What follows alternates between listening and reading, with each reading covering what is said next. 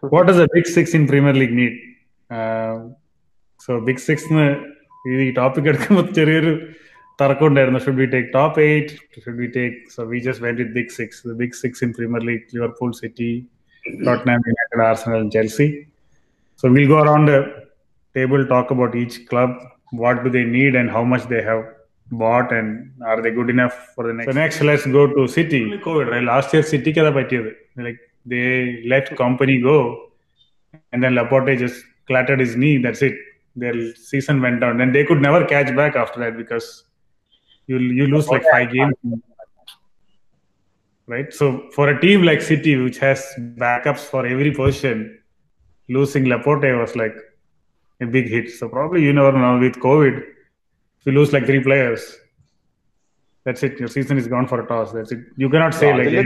അതിൽ പക്ഷേ ഗാർഡിയോളയുടെ കുറച്ച് stubbornness ഉണ്ട്. Guardiola കുറച്ച് stubbornness ഉണ്ട്. They have the players. He just didn't play them. Yeah, but he played Fernandinho, right? He played Fernandinho. He played Garcia.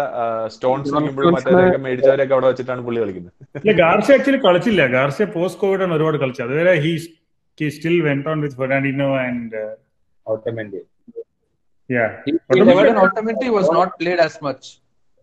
Otamendi ഒന്നും കളിച്ചിട്ടില്ല. Otamendi as a pair, and there is a reason for it. If you look at some of the games, Norwich last year, they just made a mess of their coordination as a pair. They're not good.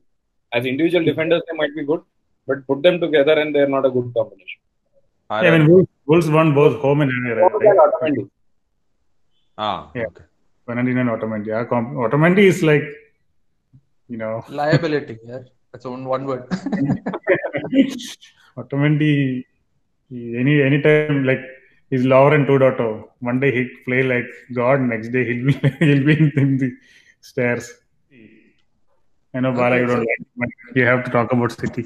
It's okay. So we have been talking a little bit about City. So from City, I'm just looking up their depth chart in RotoWire. Okay, and it is amazing.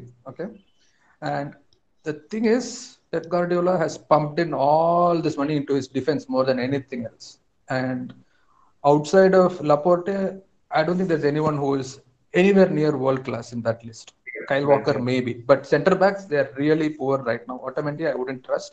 Stones' confidence is gone for a toss.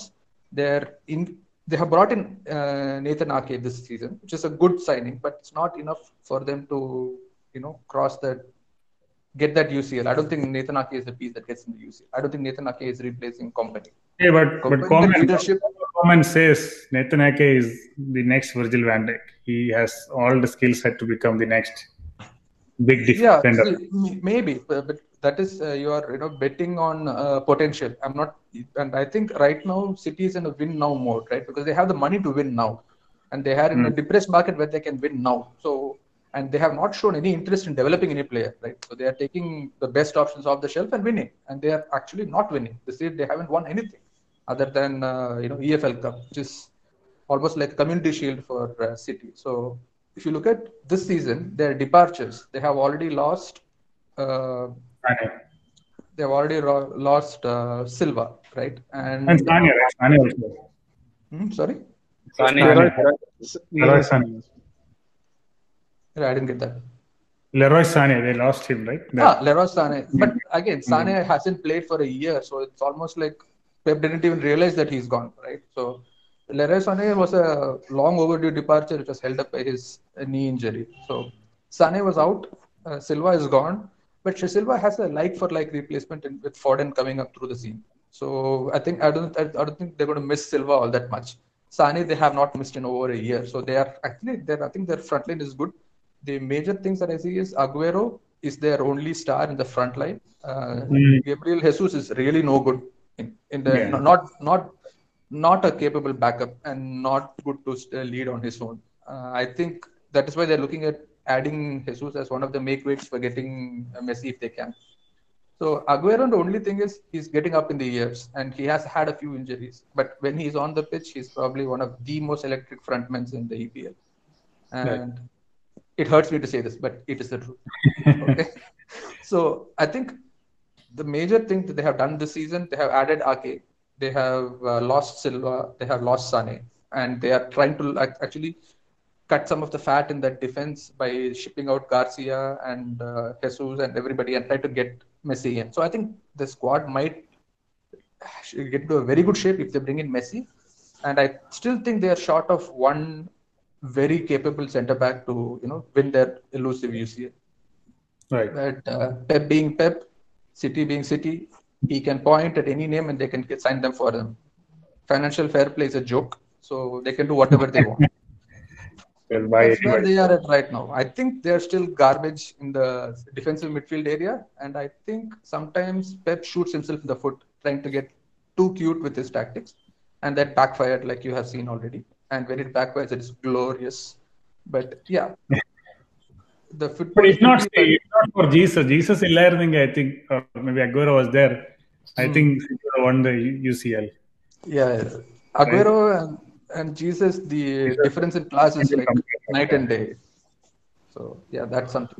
I think this season is going to be big for Mahrez because most likely Bernardo Silva is going to be, he looks like he's one of the make weights for the Messi, right? So I think Mahrez is a big season for him. Sterling has to kind of found his scoring boots again, but I think he's quality in the EPL. So he didn't find the scoring boots until he opened post. Yeah, forget that. That happens to anybody. But I think post-COVID, he was sharp. He was actually very, very sharp post-COVID. So the first half of the season was atrocious. He closed the season pretty strong. So I think he's back into his best mood. I think 2021 is a good year for him. KDB is KDB. I think he continues to light up. So this year, another 20-25 assists I can expect from KDB. And if Messi is going to be in the mix, the assists are only going to go up. So I think all they need is a strong defender, and maybe for Pep to not get in his own way. Maybe Pep to focus on the defensive midfield side of things. Rodrigo is a good player, but I don't see anybody else. Fernandinho maybe who's in the Rodrigo type position in the team right now. So that's not enough cover, if you ask me, to challenge for 4 cups. You need another. But Bala, I think they are going behind this guy, right? This Napoli defender, Koulibaly. I think they're almost quoting around 17 million. Almost bid ചെയ്തിട്ടുണ്ട്. But Koulibaly won, I don't know. But see, main thing against Koulibaly for me is Napoli is not in any need to sell. So they will sit out for the biggest possible price. Koulibaly is 29. I don't know if he will hold up in the EPL. But yeah. And I actually don't know who is a good defensive back that they can find in the market who can just slot in right now.